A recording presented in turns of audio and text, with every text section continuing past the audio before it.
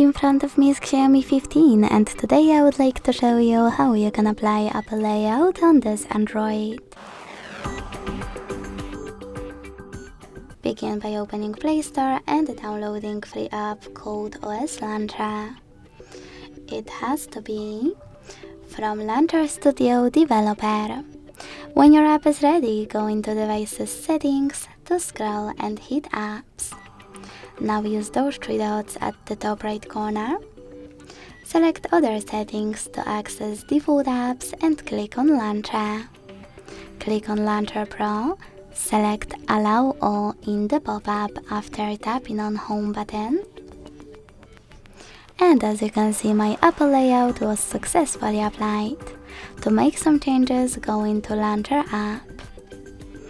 If you want to disable this launcher, you can access the same default app settings.